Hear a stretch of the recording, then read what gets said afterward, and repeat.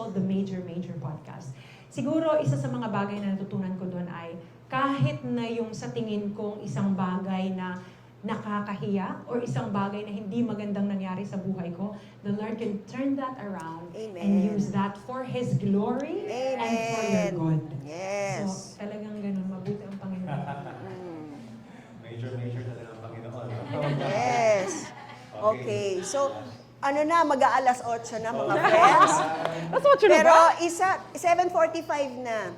Pero merong last question na lang tayo. Ayun. And that lady in blue. Hindi makakatulog. Hindi makakatulog. Ayan, si ma'am. Much.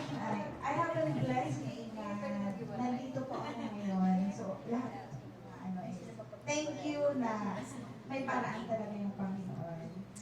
Ma'am, Miss Benos, yung question ko po is, ano yung message mo sa mga young people na nanghihina sa mga Christian dito ngayon na before on fire